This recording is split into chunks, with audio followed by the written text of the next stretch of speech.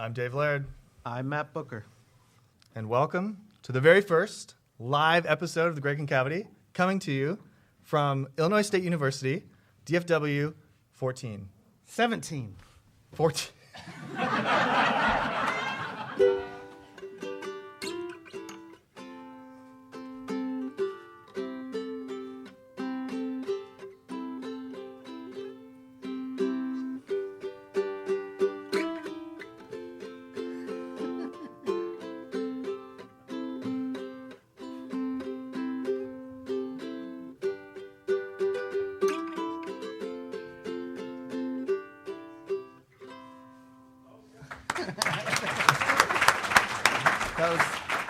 Thanks for Dave for improvising our live version of our theme song by Parquet Courts. Instant disassembly. I just want to thank everyone for coming here first, right off the bat. This is our first, as Dave said, first live episode we've ever done. I think overall this is about our 30th episode. 29, episode 29. If you count the two-parter we did last year. So yes, technically 30th. But it's a huge deal because this is actually the first time that Dave and I have ever recorded one of these in the same room. Yep. So, and it's also the first time that Dave and I have seen each other in 2 years. Since we met 2 years ago at this conference, yeah. In the airport. We have communicated almost exclusively via Skype and Google Hangouts and video conferencing, and with the guests all around the world. So in the UK and Australia, and it's been a fun year and a half. And I would just say we want to start out also by thanking Ryan Edel. Where's Ryan? Ryan, back there. Ryan in the back. For planning the conference and really his support in allowing us to have this time during the conference to have our little fun session. Where we're not really, it's not going to be like academic talk, just warning y'all. Like just shooting the breeze. And so we do have some giveaways, Dave. You want to talk about this? We got prizes, you guys. Lots of books. What we're going to do is, to give you like a table of contents for the next 1 hour, we have 1 hour. It's probably going to be the shortest episode maybe ever. We've never done a 1 hour or at least show. since like episode 1 or 2.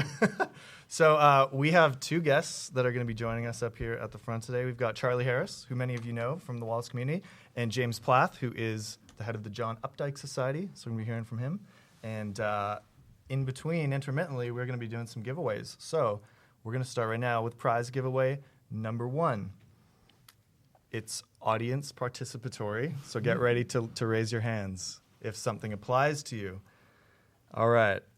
Who thinks they came the furthest to get to this conference in terms of like global travel? Who thinks they might be in contention? All right, where are you from? Scotland. Nice. Melbourne, Australia. Welcome. I think Adelaide is farther. Adelaide's further than Melbourne. Can anyone beat Adelaide, Australia? Grace Chipperfield, come on down.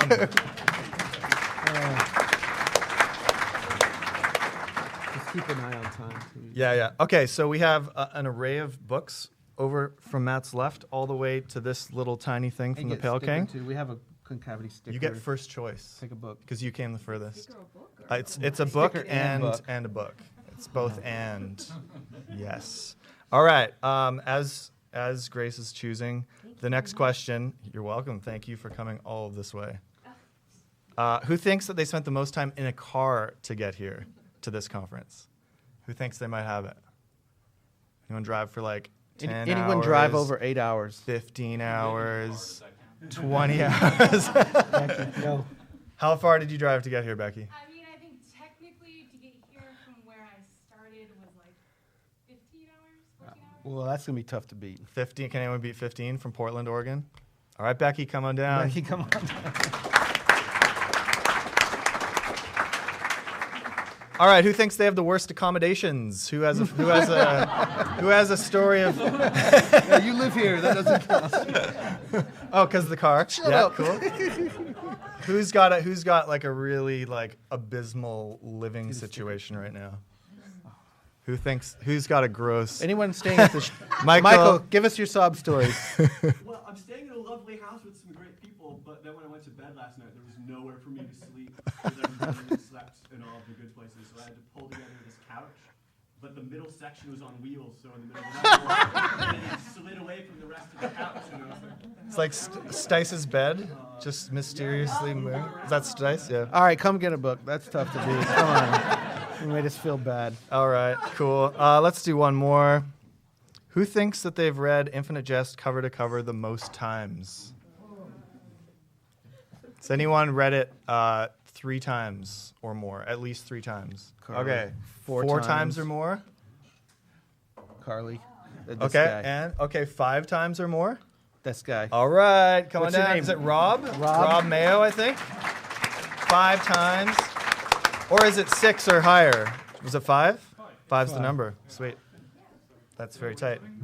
You win something. You win something. All right. Come on in. Come on in. Come on, pick out a book. Pick a book. Get a sticker. Take one of these, Take like one of these things, trading get one of them. author trading Get a card sticker. packs. Yep. It is. All right. So that's Take a that's, book. No, take a that's book. giveaway part 1. There will be more intermittently coming. So So we're gonna move along and bring up our first Bring guest? up our first Do it. guest. Charlie, come on up. let's hear it for Charlie Harris. Everybody, welcome him to the show. I think that everyone at the conference knows Charlie Harris, but if not, I'm going to give an introduction for the people who are going to be listening to this on a recorded podcast. And so I'm going to give you a proper introduction for those people who might not know who you are. Charles B. Harris is the Emeritus Professor of English at Illinois State University, where he chaired the English department for 15 years. He's a founding director of the Unit for Contemporary Literature, a national center for the literary arts, which served as an umbrella organization for several literary presses and journals, including Dalkey Archive Press, FC2, American Book Review, Review of Contemporary Fiction, Context, and others. His books include Contemporary American Novelists of the Absurd, Passionate Virtuosity, the fiction of John Barth, The Holodeck in the Garden, Science and Technology in Contemporary American Fiction, and John Barth, A Body of Words. His articles on American fiction and the profession of English studies have appeared in numerous scholarly journals and essay collections, and he's publisher emeritus of American Book Review. And he also serves on the advisory board of Bloomsbury's new series, David Foster Wallace Studies. Everyone, again, welcome Charlie Harris. That's a pretty good resume, Charlie. Well done. Well, You've worked hard over the years. I mostly told the truth. Awesome. So, Charlie, this is my 3rd year at this conference, and every year that I've been here, you have been so welcoming and just such a vibrant part of this community. So thank you for everything you've done for the community and at this conference. And you've also done talks in the previous years about your relationship with Dave Wallace and how you've known him in an academic context over the years when he was here at ISU, how you had a friendship with him, and just really cool personal stuff that you don't always get at an academic conference. So I've always really loved your talks and appreciated those. So Well, thank you. Yeah. So maybe give us a little bit of background for people who maybe haven't seen any of your talks before. Tell us about how did you meet Dave? What was how did he come on board here at ISU? Give us a bit of the history. Well, I first met David. People who've known him the longest call him Dave, but for some reason we at ISU always called him David. I first met him in a hotel room in New York City in December 1992 when we interviewed him for a creative writing job here at Illinois State University. And he wasn't a shoo-in by any means. This was pre-Infinite Jest, David Foster Wallace. He was 2 books into his career. There was pretty stiff competition. Other people applied for the job whose names you would recognize. Can you say them? No. They know who they are, and some of you do, but no. I mean, they've gone on to have great careers themselves, so it didn't hurt them. We knew about David, though, because the year before, that very year, 1992, we brought Dalkey Archive Press to campus, John O'Brien's press, and he brought the Review of Contemporary Fiction with him. Steve Moore was part of that at the time. And, of course, David had published twice already in the Review of Contemporary Fiction. And while that famous issue in which he and Vollman and Susan Deitch are covered that has the McCaffrey interview and E Unibus Plurum and excerpts from Infinite Jest, that had not yet been published, but it was here. It came out in the summer of '93. So we were aware of who he was and knew his potential. And to make a long story short, he did very well in the interview there. He did that as unorthodoxly as he did everything else. But he impressed us and charmed us, and then he came to campus for an interview. Same thing happened. Did he bring the NASA cup to the interview? Was he spitting? I don't remember him bringing it to the interview, but he used it in the classroom. And in our house, he spent a lot of time in our home. He quickly became a close family friend. He kept a tin can in one of our restrooms, and it slowly but surely made a round stain on the wood floor of that restroom. Several years ago, we renovated the floors, and I thought, maybe we should leave that there. And I said, nah, that's too sentimental. That's something David would have hated. And so we didn't. And then I mentioned it to my wife, Victoria, who is also my colleague and a very close friend of David's. I mentioned it to her after we had already sanded the floors, and she said, I thought the same thing. So we could have taken everybody there to see the stain. The spittoon. So David joined our faculty and quickly became a valued colleague and a good family friend. And of course, Infinite Jest was published. He got a MacArthur Genius Grant. Everything happened. He spent about 10 years here. He was here from 2003. I'm sorry, from 1993 to 2002, and it was his most productive period. He finished Infinite Jest here. I hope some of you have had a chance to drive by the house that he lived in on the south side of Bloomington, where he finished Infinite Jest and either finished or started pretty much everything else that he wrote the rest of his life, including a Pale King. So it was a good 10 years that he spent here, and we miss him every day. Is that enough? Yeah, I was going to ask, when you were interviewing him, had you read his take on Lost in the Funhouse? I mean, you're a Barth scholar yourself, and were you aware of Westward, or did you read it afterwards and that? And did you talk to him about that? I had not read Westward. Oh, okay. I later, of course, did. But he made sure that we talked about Barth in the interviews. In fact, when he was here, we were sitting at a Chinese restaurant after his day of interviews, and he went out of his way to tell me that John Barth was dead. Now, I don't think he would have done that unless he thought that I would not react too negatively. But that was David. And he meant dead, of course, as a literary influence. Some of you may know, I don't believe that for a minute. I think that Barth was a very important influence on David's work. But no, but very quickly I did. Of course, the McCaffrey interview, he goes after postmodernism and Barth as well. Yeah. So he made no secret about it and did not try to conceal. In fact, on the contrary.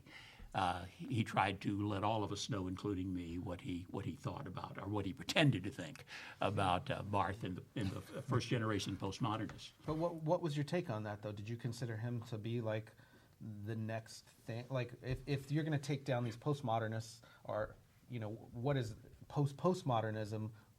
Were you formulating what that would look like, or were you?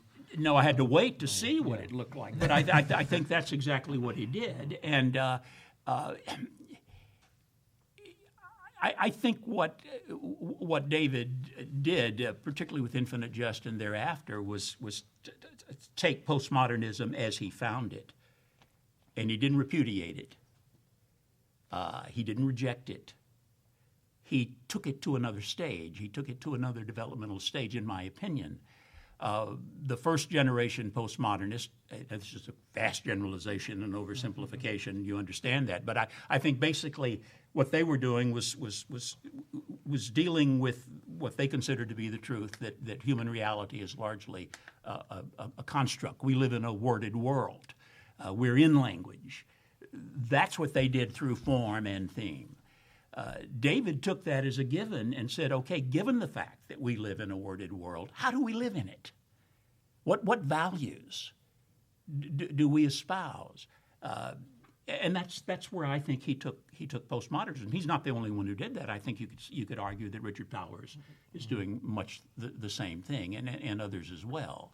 So I see a kind of a continuity there. And in attacking the first generation postmodernists like Barth and Pynchon, I think he was clearing a space for himself. But he didn't sink back into the welcoming, comfortable arms of realism like other writers of his generation did. His work, one of the most amazing things about David's work, it seems to me, is that it is difficult, and yet it's loved by people other than professional readers. Some of you are here. Yeah. High school students love it. I don't understand that. I mean, I love it. And it's not true of other difficult writers that I know. And it's not true of the more accessible contemporary writers whom you would expect, the non-professional readers to love. So it's amazing how he straddles what used to be a divide, and you see it at this conference. I mean, this is the most eclectic group. Year after year after year, not just this year. What do you think it is about his writing specifically that does that? Oh boy, that gets people that aren't academic, that are what's special? Well, in ways that I'm not sure they could articulate, and I certainly don't want to speak for them. I think they sense, David. Someone gave a paper earlier today about Amy Hungerford claiming that David's work was sort of a rape or a sexual conquest. But he talked about it as love. There's always a space for his reader. I mean, he leaves a whole year out of Infinite Jest for the reader to come in. And I think they sense that. Also, people who have the same kinds of problems that David knew so well, depression and the like, he's able to address that in ways that high school kids who have not studied literature at advanced levels are able to respond to. So that's part of the answer, I think. I think it's the fact that he insists that the reader engage a consciousness, not his or her own. I think that's his ethic and his aesthetic. And at some level, maybe unarticulatable level, people of all ages, various educational backgrounds, sense that. So that's part of it. But I think. When you're talking about he sees it as love, I mean, and you said, he said that. Other colleagues of his that I've heard speak about this said it was kind of like faux pas to talk to him about his own work, and that he would make kind of a rude gesture and like not want to talk about it. What was that like? Like, were you collegial enough with him where you could be like, "Hey, David, I read your newest story and want to discuss it"? No, it was hard to get David to talk about his work. He would occasionally give us passages from his work or entire chapters. I mean, we have early chapters of Infinite Jest. We have the David Lynch essay. Primarily, he had given them to Victoria and to Kimberly. He and our daughter Kimberly were very close for a while. But I had very few discussions with David about his work. He was pretty closed mouthed about it. One of the few people who read Infinite Jest before it came out here was Stephen Moore. So he didn't like to talk about himself. Right. He didn't like to. He wanted to be. He would say, "Call me Dave," and we didn't. We called him David. That's why I'm doing it. Yeah, right. Yeah, that's what you're doing now. He wanted to be a normal guy, and of course, with that kind of talent and that kind of IQ and that kind of unorthodoxy, he was not normal. But that's what he aspired to. So there was David, the person that some of us were fortunate enough to know. And then there was David who existed in his books that more people know, including us. And then there's David the myth, which disturbs me sometimes because I don't see any relationship between some of that myth and either the work or the actual David. Like the St. Dave kind of idea? Is that? The St. Dave kinds of ideas, the ideas that David was some kind of a sexual predator.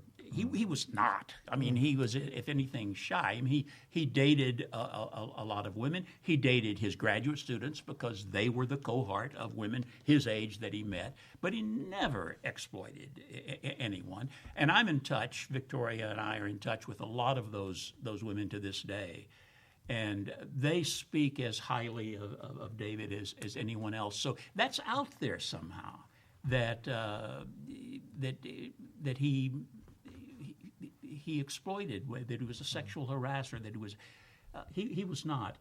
Our daughter lived with him for a while. That's in Daniel Max's biography, so I'm not giving anything away. And you might enjoy this story.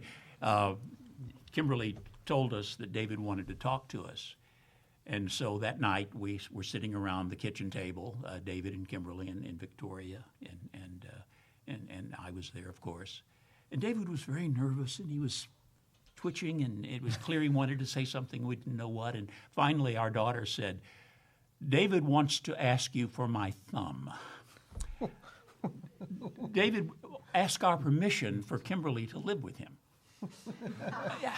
There's almost a kind of an honor about that, a kind of courtliness about that. And we said, of course, we don't care. I mean, so that was a David. He did not have a reputation when he was here of being a sexual predator. We had a very strong feminist contingent in the department. Victoria was among those groups. They would not have put up with it.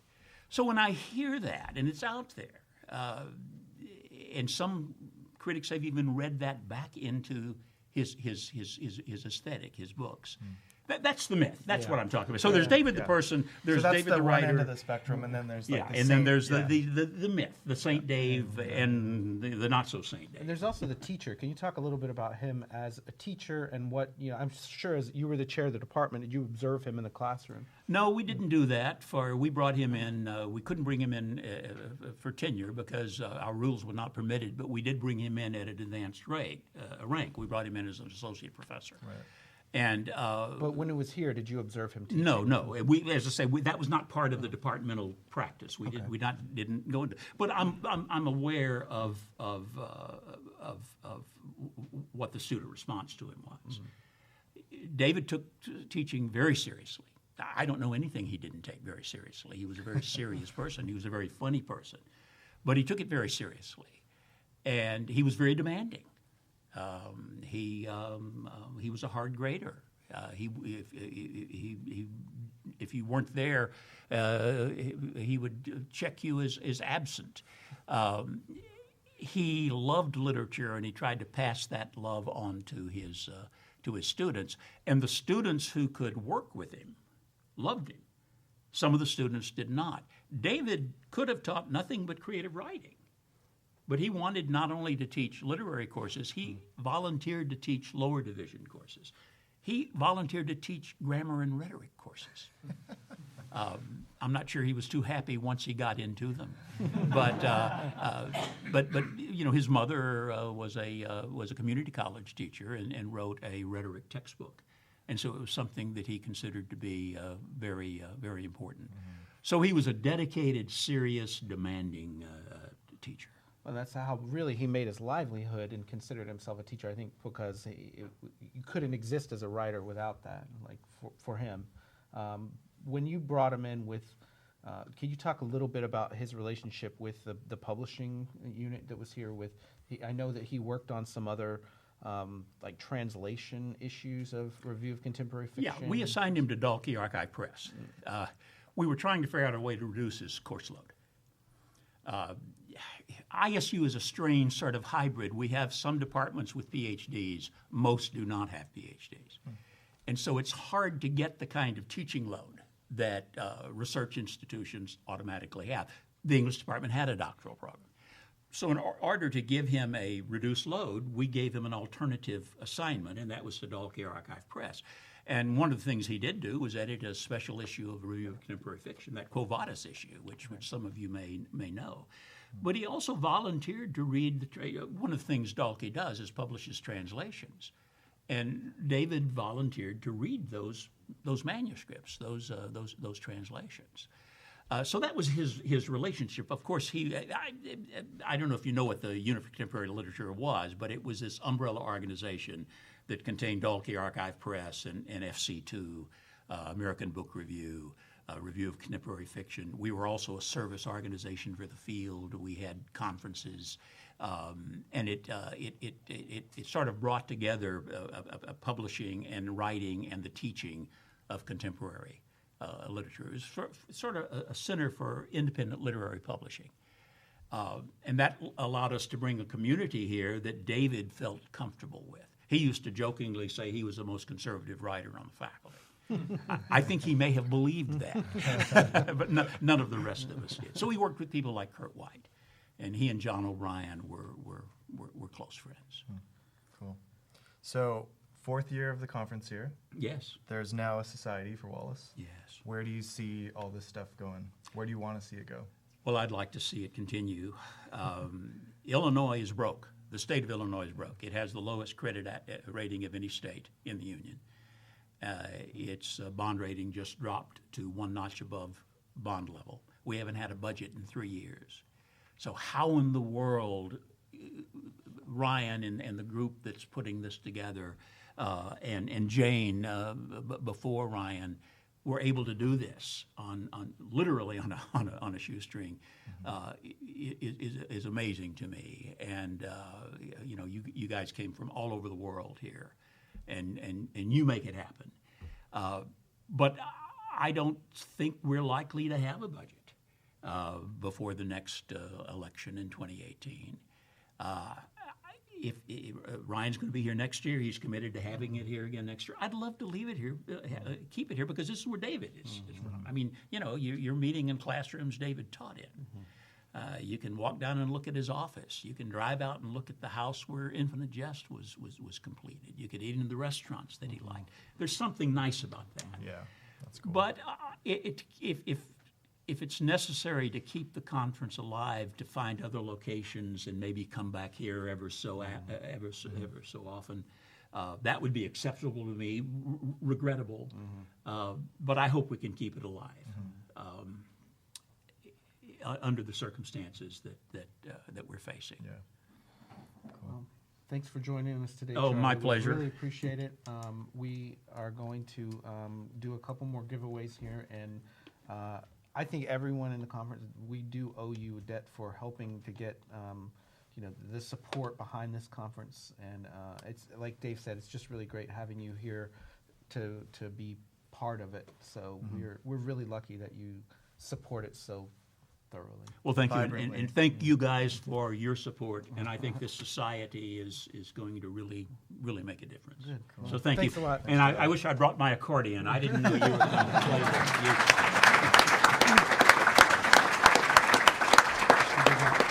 5 minutes to give away. And a special thanks to you, Charlie, as well, because I've been practicing instant disassembly for a while because I have a ukulele at home, and I put it in my luggage packing for this trip. Put it in first thing, like really long. It's like, I don't know. Started putting the things in, and I was like, I can't fit shoes. I can't fit so I'm just gonna we'll just play it on the iTunes, but then I messaged Charlie on Facebook. I was like, kind of a long shot. Do you have a ukulele? Or know somebody who has one? And the one he got is way better than the one I have. So I was like, Thanks for very, that, too. very awesome. Thanks again, Charlie. All right, we're going to move into prize giveaway round number 2. So let's see. We talked about Infinite Jest. Okay. Who thinks they have the worst travel story getting to the conference this year? Who's got something bad in one sentence or less? All right, Matt, and then Jay. It might be me. One sentence or less, real quick. Amtrak, 12-hour journey turned into 20-hour journey.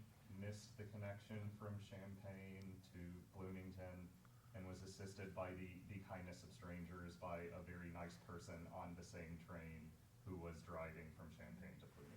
Okay. All right. Because your train got in an accident is the right. Yeah. So that's pretty bad. Okay, so that's pretty good.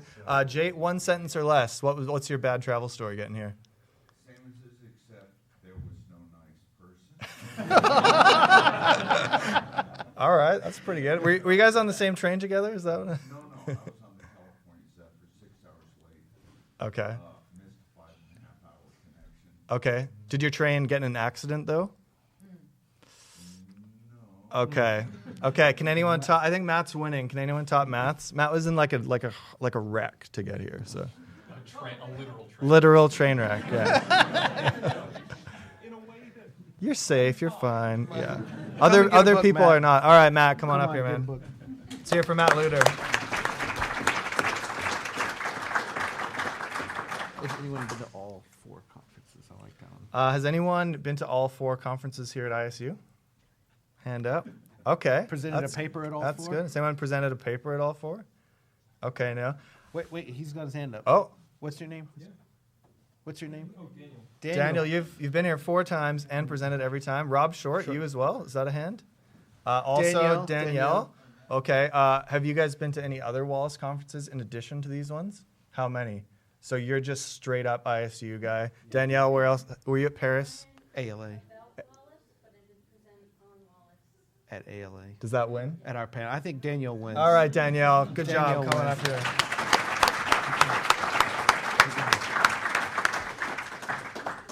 Okay. Who here thinks that they went the most sack pop yesterday at Eschaton? I have someone in mind. John, you're a good candidate. Tell us about your Eschaton story. Being the leader of one of the countries. Was it Sovor? What's that? Sovor, was that your pact? Soviet? Sure. Yeah. No, I was the leader of Russia. Yeah. I sort of made myself leader of China. Where's Peter? He was my strong arm. Anyways, we sent some spies over to Cuba. I had a bit of a conversation that I wanted to be, One sentence or peaceful, less. but with a young lady, but it Yeah, is she here? Is she in the room right now? Who is your nemesis? I don't know her name. She's not here. Ah, this question was like totally for her because she went ballistic. It was great. All right, John, come get All the right, book, John. You win. All right. Sack pop master strikes against civilian populations. We'll do one more. and then- Okay, we got one more prize giveaway for this round, and then we'll have another round later. Has anyone in this room actually read Fate, Time, and Language from cover to cover? Get a sticker. There's 3 of us. Is that it? 3. Oh my gosh. Okay. How do we do a tiebreaker? Can anyone tell us the summary of his thesis? A summary of his thesis? You've read everything. Have you read everything more? Okay, I have 2. Still a tie. What's okay? Ulysses. Have either of you read Ulysses? Jake. All right. I think that will that do it? Is that All right, that tiebreaker? does it. It's not. All right, Jake. Coming up here, Jake. Come get a book.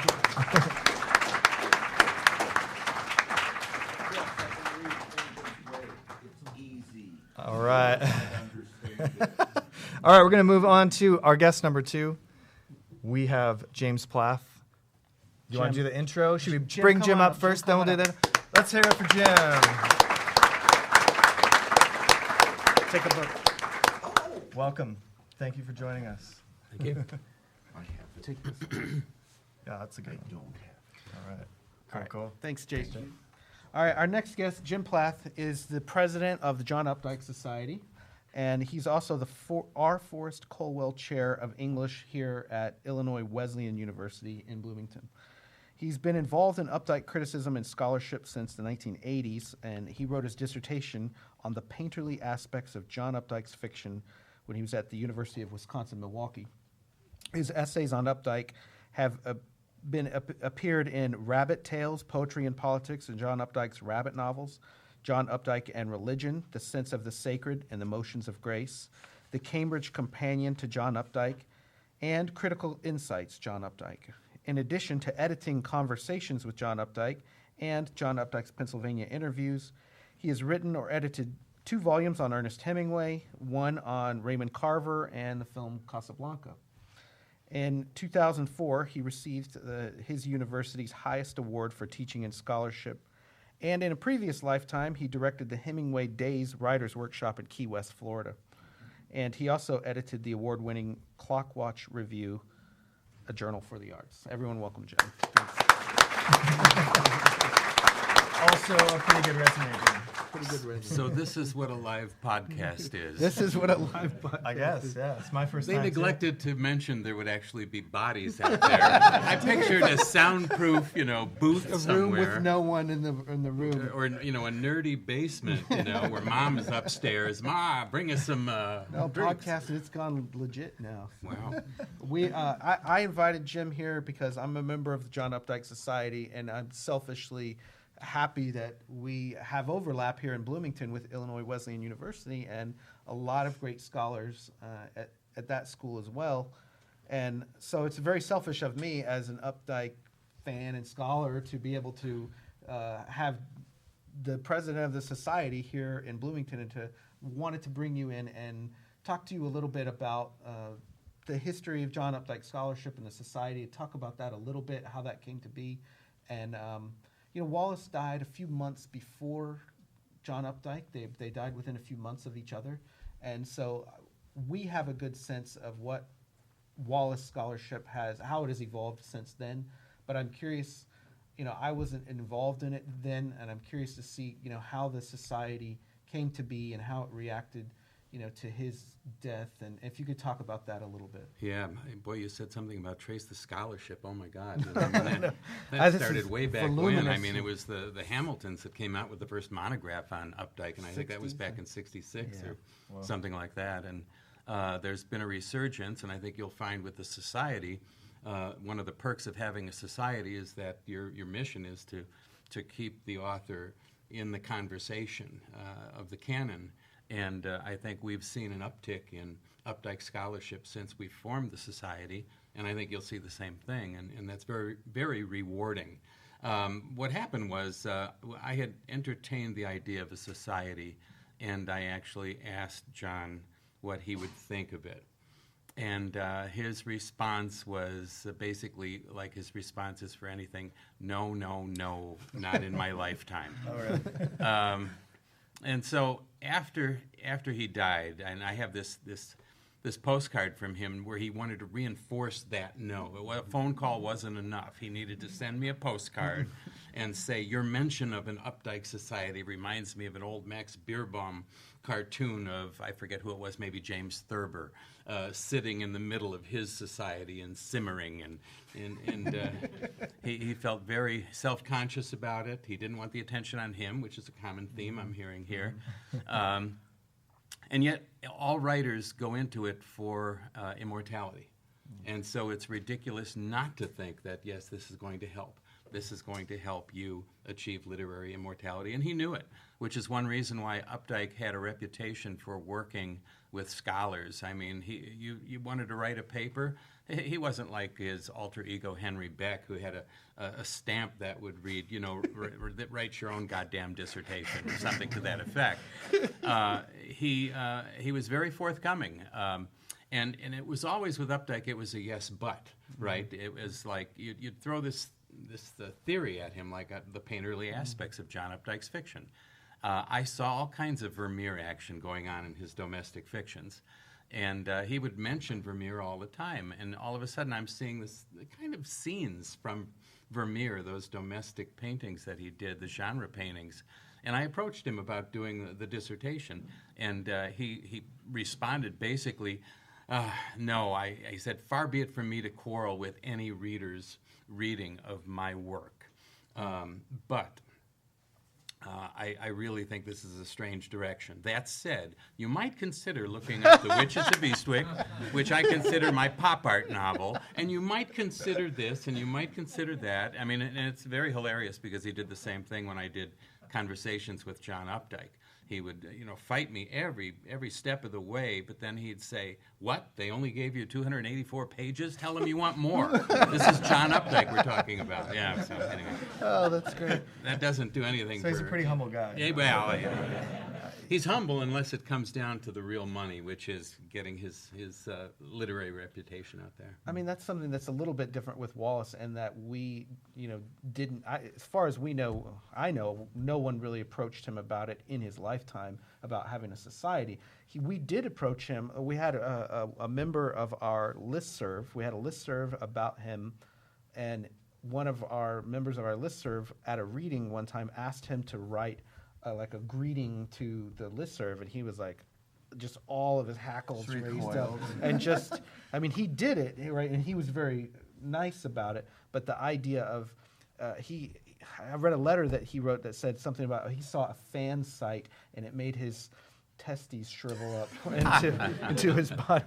So, I mean, he was very reticent to consider the idea of someone writing about the testy and the testes thing is very funny because I had a similar experience with Updike where he said that the not that just because it's Updike you guys are laughing already at that. No. Basically, it was the same kind of thing where he. Now I lost my train of thought. the testes shriveling up. The testes shriveling up. Yeah. And why did you say his testes? Well, just his sheer horror at the idea that someone had created a fan site about him. Right, okay. I mean... Yeah, and now I remember what I was going to say is that when we asked him about the society, he said, no. He said, I'm feeling enough pressure already because of this silly thing that Jim Yerkes is doing, the Centaurian, which was an online Updike newsletter. And he said, since that's come out, I feel like I should be making news all the time. And it was a burden for him. Yeah. He really didn't like it at all. Yeah. So while you're here, we have to ask you about the review that Wallace wrote of Updike. That I think it was reprinted as certainly the end of something or the other. He's reviewing toward the end of time.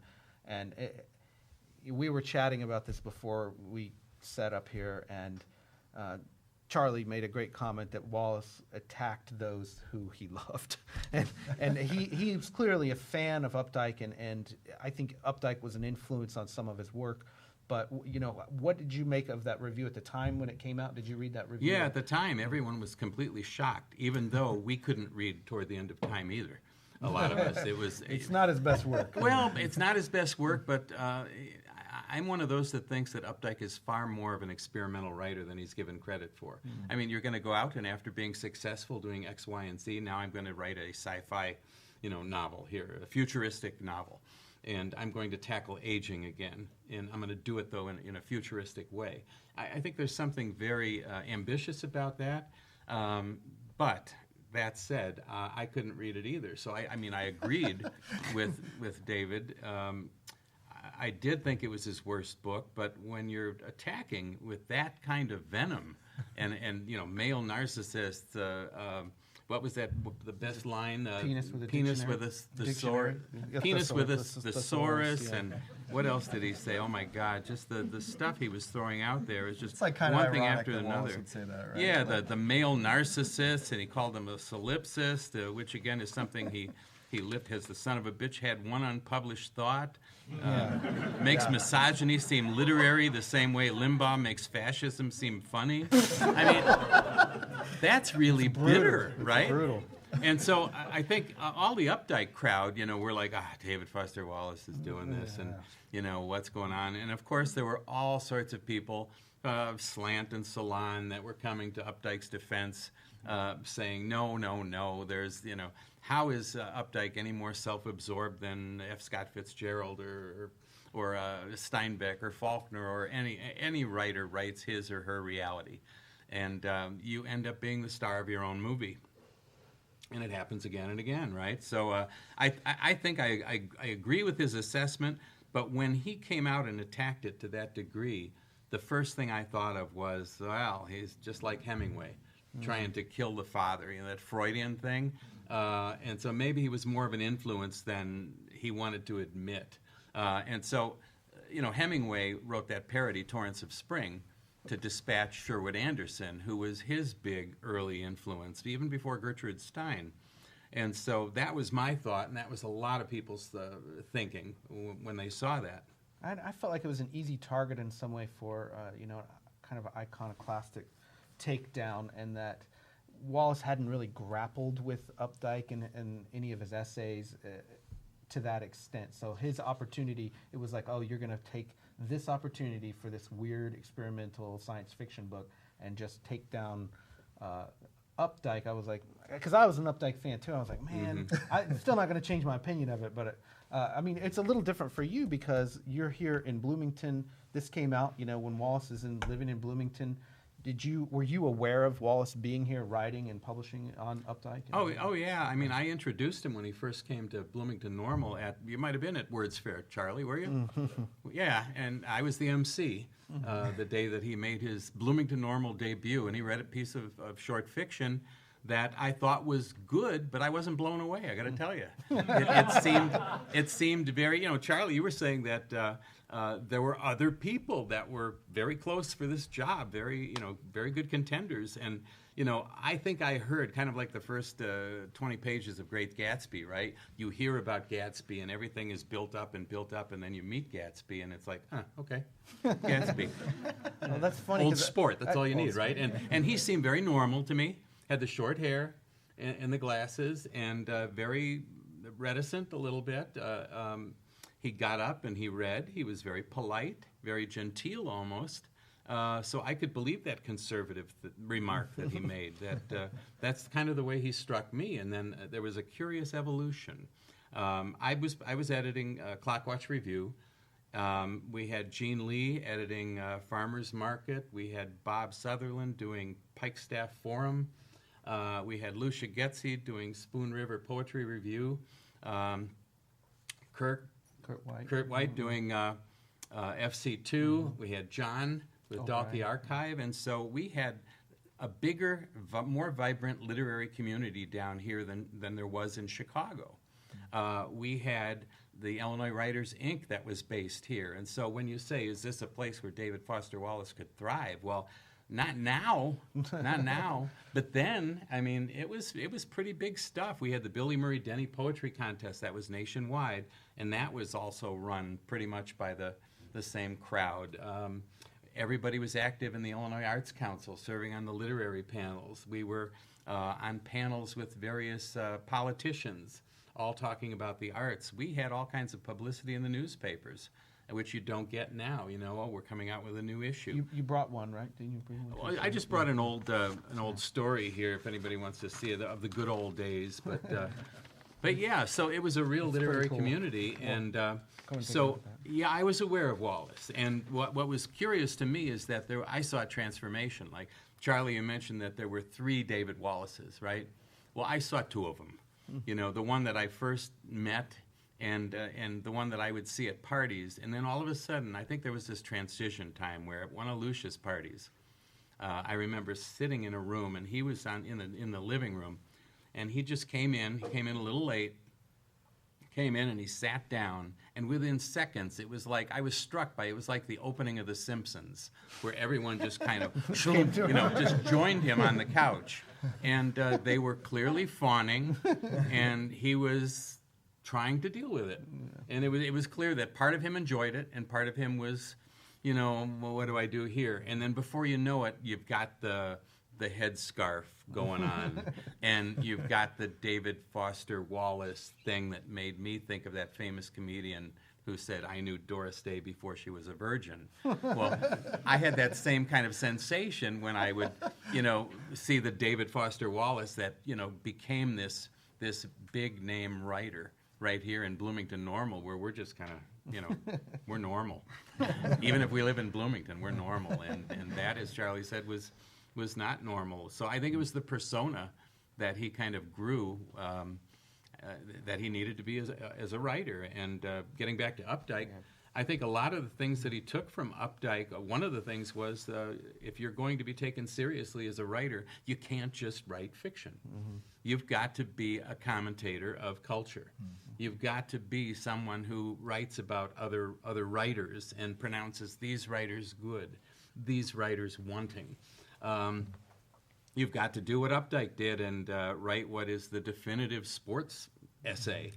Hub fans bid Kid adieu, of Ted Williams' Last at Bat. and he's familiar The with all Roger of these Federer. I things, mean, right? Wallace Federer's, wrote the he probably greatest responded. essay ever on a tennis player. Yeah. And that kind of variation in the work, I think, is something that we talk a lot about on the panels here. And there's people who love his nonfiction. I think the same is true with Updike. And there are people that love his essays and criticism and art criticism. And to see that kind of variety from a writer, to me, means it's a vibrant, scholarly community to go forward. You know, if there's just a small set of novels and you analyze them over and over, and, you know, eventually that kind of goes into weird directions. Yeah.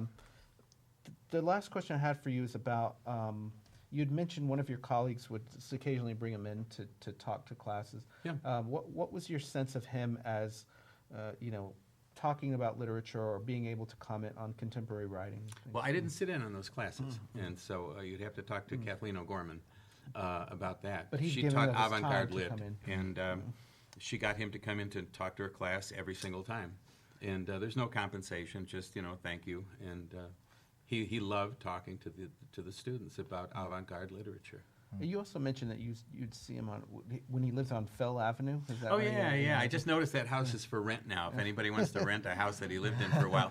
Remember that little house that Lucia owned, that little tiny one by Fell Park that David rented for a while? I forget how long he lived there. It wasn't long. No, a few months. Yeah.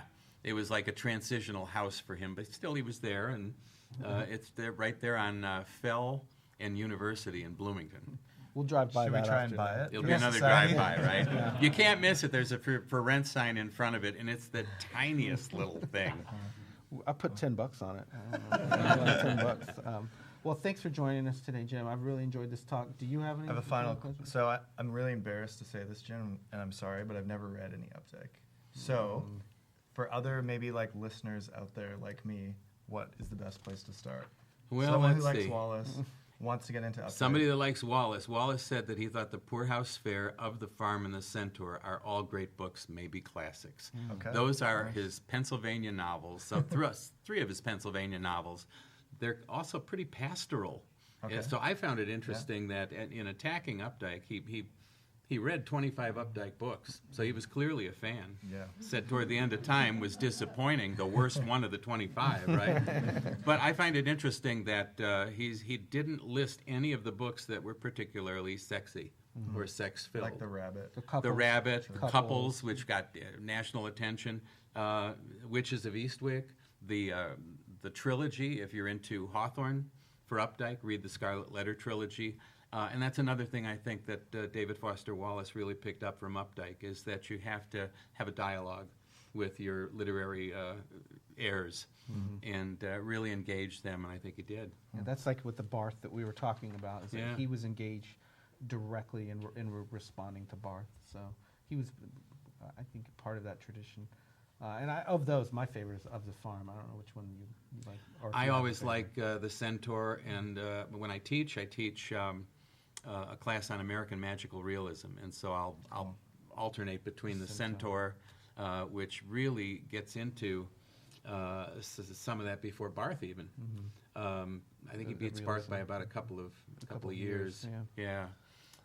So I'll teach that, or I'll teach Witches of Eastwick, which if you see the movie, don't. I mean, If you see block the it out somehow. It's see it, totally it's too different. Yeah, well. Again, thanks for Awesome, joining Jim. us. I Thank you. really appreciate you coming here. Is there anything else you wanted to share with us? Or? All right. Well, thanks I'm again. good. Thanks a lot, Jim.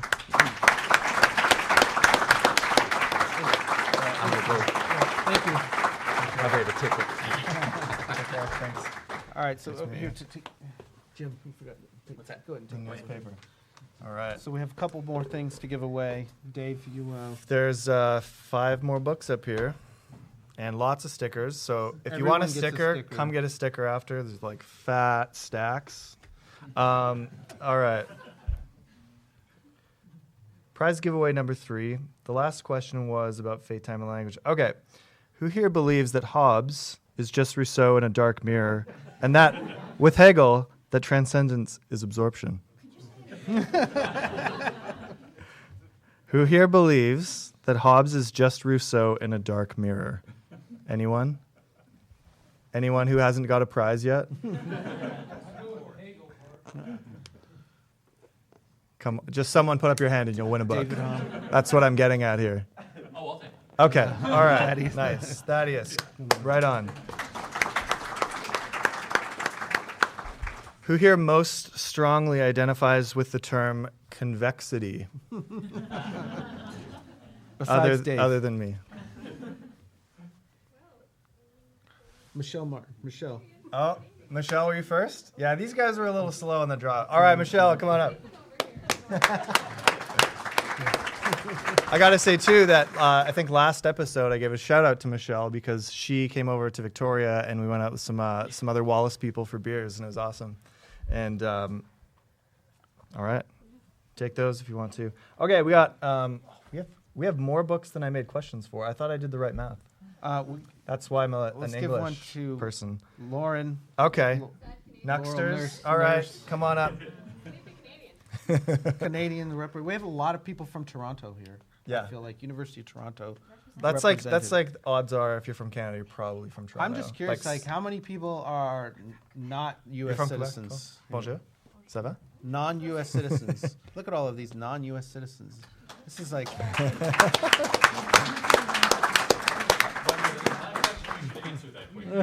No.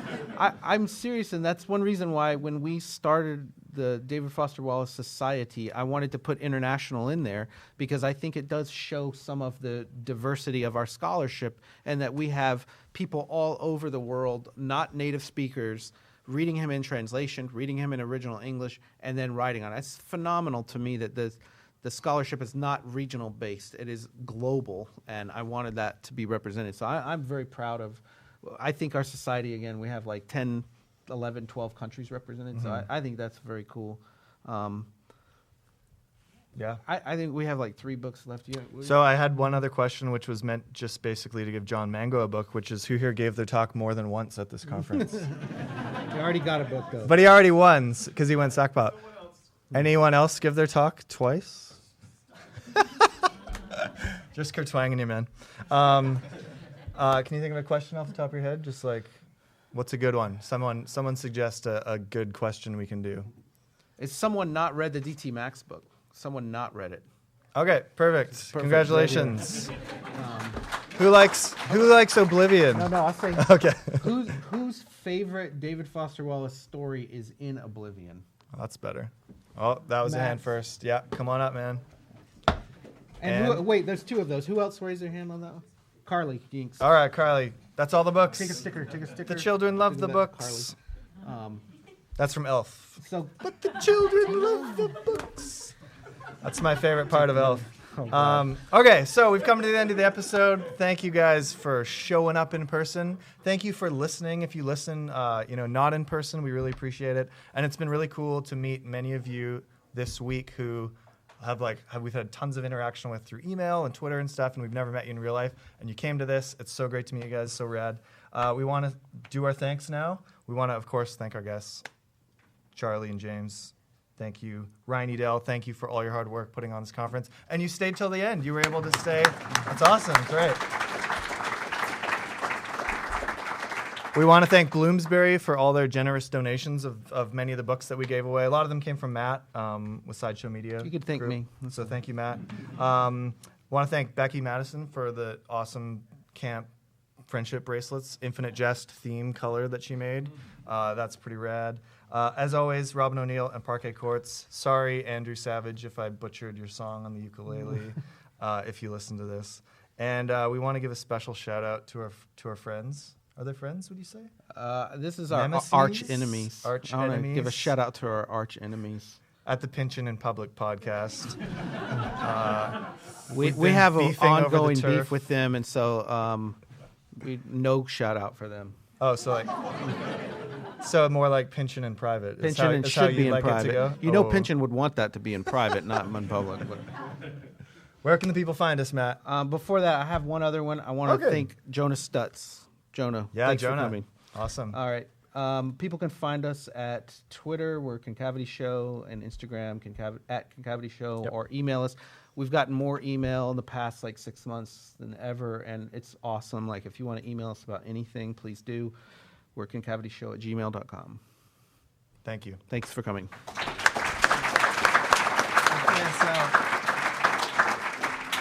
Play us out, Dave. But dinner is ready, Ryan. What's the story?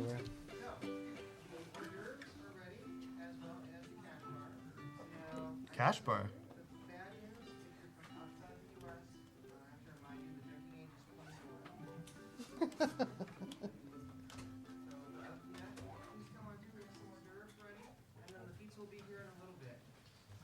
So I want you guys to know I just played that flawlessly this time, whereas before I made like 5 mistakes. Well, hopefully the mic picked it up. Hopefully.